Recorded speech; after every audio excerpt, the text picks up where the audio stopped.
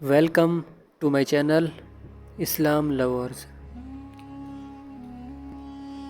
اعوذ باللہ من الشیطان الرجیم بسم اللہ الرحمن الرحیم.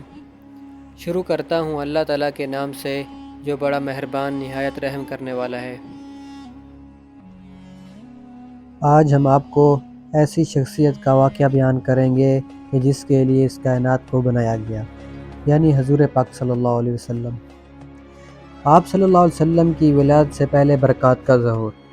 جس طرح آفتاب سے پہلے صبح صادق کی علمگیر روشنی اور پھر شفق سرخ دنیا کو طلوع آفتاب کی بشارت دیتے ہیں، اسی طرح جب آفتاب نبوت کا طلوع قریب ہوا تو اطراف عالم میں بہت سے ایسے واقعات ظاہر کیے گئے جو آپ کی تشریف آوری کی خبر دیتے تھے. حضور پاک صلی اللہ علیہ وسلم کی والدہ ماجدہ کا بیان ہے کہ جب آپ صلی اللہ علیہ وسلم ان کے وطن میں باصورت حمل مستقر ہوئے تو انہیں خواب میں بشارت دی گئی کہ وہ بچہ جو تمہارے حمل میں ہے اس امت کا سردار ہے.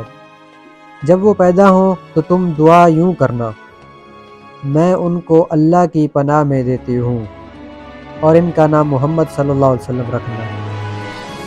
اور فرماتی ہیں کہ آپ کے حمل رہنے کے بعد میں نے ایک نور دیکھا جس سے شہر وسرا علاقہ شام کے محلات ان کے سامنے آ گئے.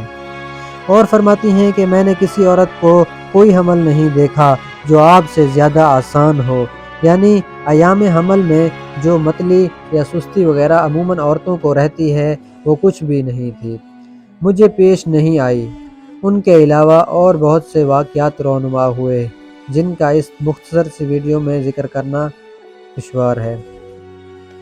حضور پاک صلی اللہ علیہ وسلم کے بارے میں اتفاق یہ ہے کہ آپ صلی اللہ علیہ وسلم کی ولادت بسعادت ماہ ربیع الاول میں اس سال ہوئی جس میں اصحاب فیل نے بیت اللہ پر حملہ کیا، اور اللہ رب العزت نے ان کو ابابیل یعنی چند حقیر جانوروں کی ٹکڑیوں کے ذریعے شکست دی، جس کا اجمالی واقعہ قرآن عزیز میں بھی موجود ہے.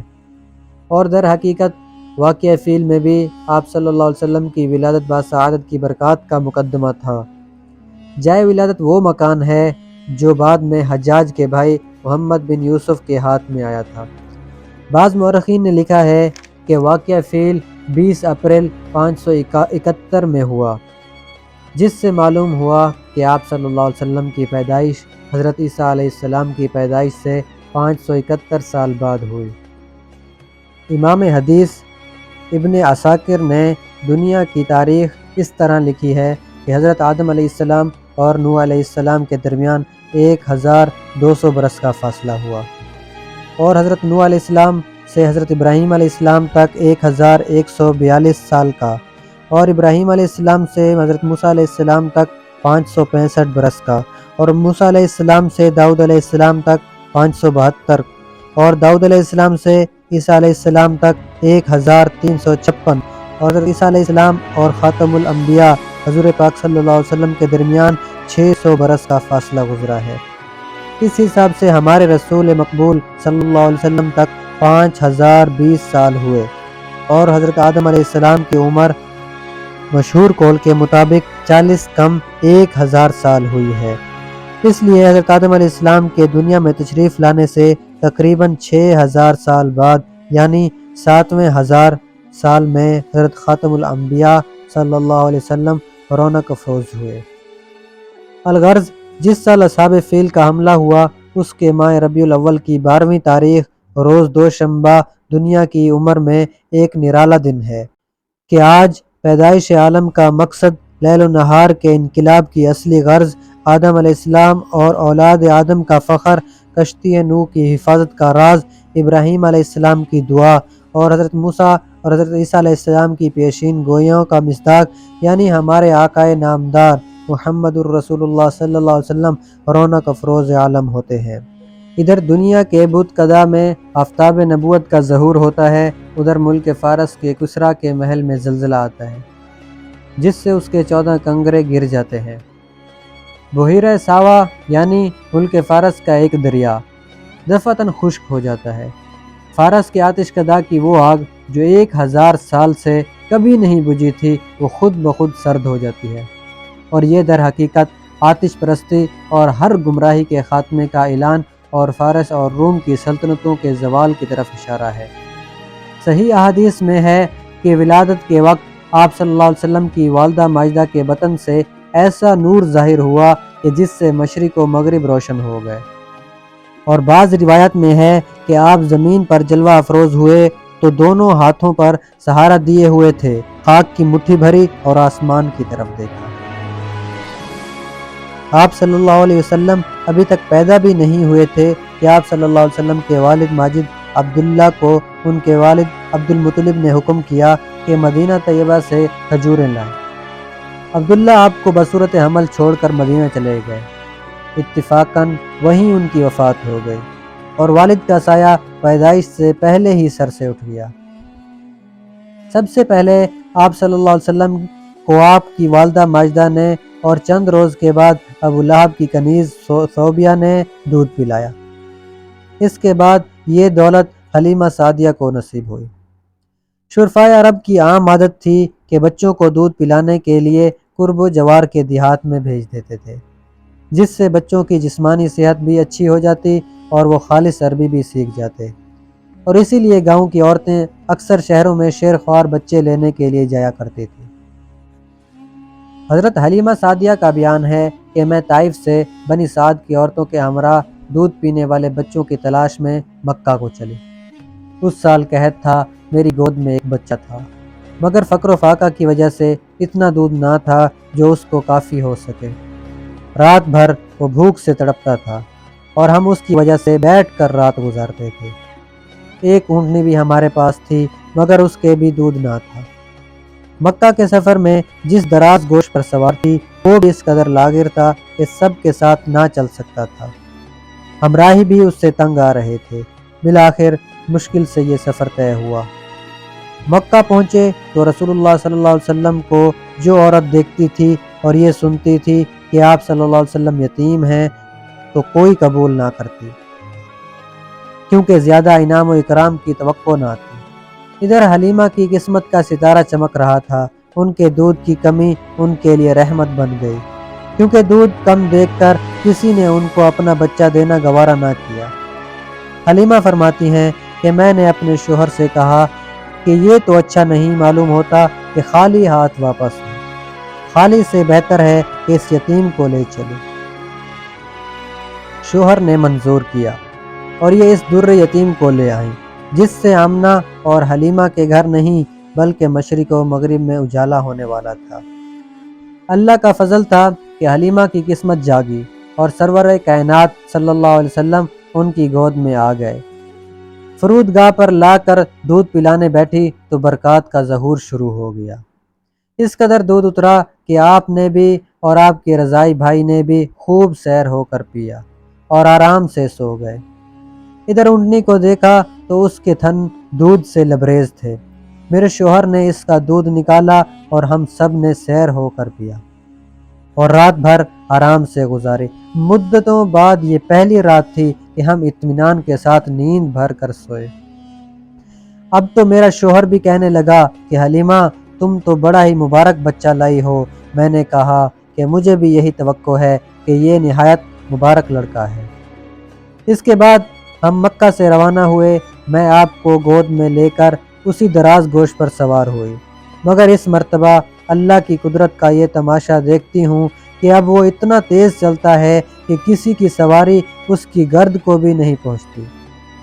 میری ہمراہی عورتیں تعجب سے کہنے لگی کہ یہ وہی ہے جس پر تم آئی تھی۔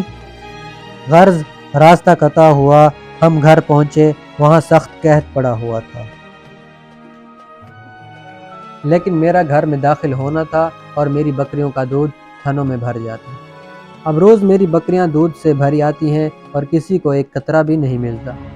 میری قوم کے لوگوں نے اپنے چرواہوں سے کہا کہ تم بھی اپنے جانور اسی جگہ چراؤ جہاں حلیمہ کی بکریاں چرتی ہیں، مگر وہاں تو چراگاہ اور جنگل کی خصوصیت نہ تھی، بلکہ کسی اور ہی لال کی خاطر منظور تھی۔ اس کو وہ لوگ کہاں سے لاتے؟ چنانچہ ایک ہی جگہ چرنے کے بعد بھی ان کے جانور دودھ سے خالی اور میری بکریاں بھری ہوئی آتی تھیں۔ اسی طرح ہم برابر آپ صلی اللہ علیہ وسلم کی برکات کا مشاہدہ کرتے رہے، یہاں تک کہ 2 سال پورے ہوئے اور میں نے آپ صلی اللہ علیہ وسلم کا دودھ چھڑا دیا۔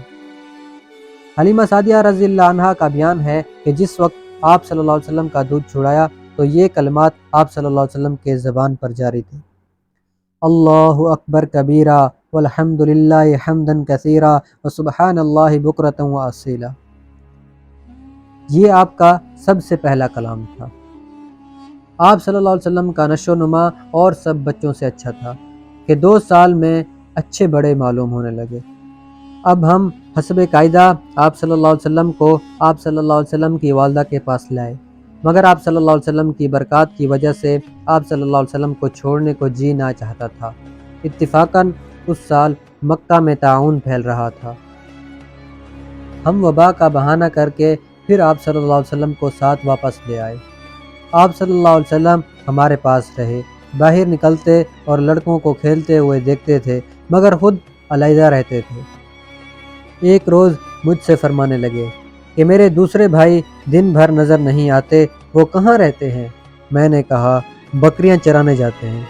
آپ صلی اللہ علیہ وسلم نے فرمایا کہ مجھے ان کے ساتھ بھیجا کرو، اور اس کے بعد اپنے رضائی بھائی عبداللہ کے ساتھ جایا کرتے۔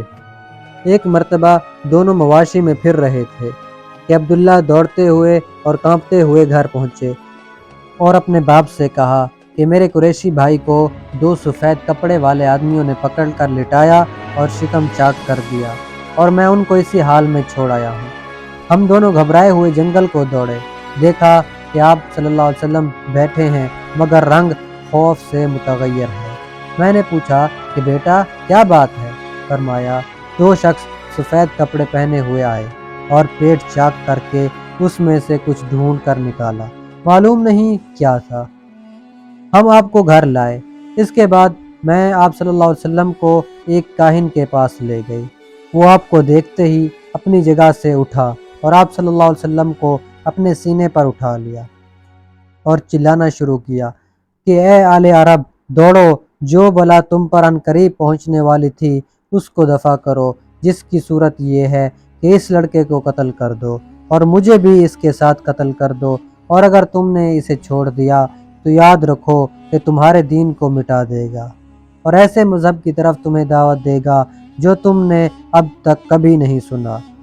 حلیمہ سعدیہ یہ سن کر جھنجھلا اٹھی اور آپ صلی اللہ علیہ وسلم کو اس بدبخت کے ہاتھ سے کھینچ لیا اور کہا کہ تو دیوانہ ہو گیا ہے، تجھے خود اپنے دماغ کا علاج کرانا چاہیے۔ حلیمہ آپ کو لے کر گھر آ گئی، لیکن اس دوسرے واقعے نے ان کو اس پر آمادہ کر دیا کہ آپ کو آپ کی والدہ ماجدہ کے سپرد کر دے، کیونکہ کما کا تحفظ نہ کر سکتی تھی۔ جب مکہ پہنچ کر آپ صلی اللہ علیہ وسلم کو آپ صلی اللہ علیہ وسلم کی والدہ شریفہ کے سپرد کیا تو انہوں نے حلیمہ سے پوچھا کہ باوجود خواہش کر کے واپس لے جانے کے اس قدر جلد واپس لے آنے کی کیا وجہ ہے؟ اصرار کے بعد حلیمہ کو تمام واقعہ عرض کر دینا پڑا۔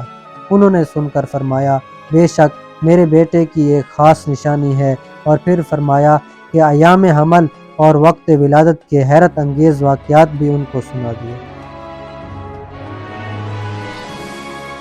Don't forget to like, comment, subscribe.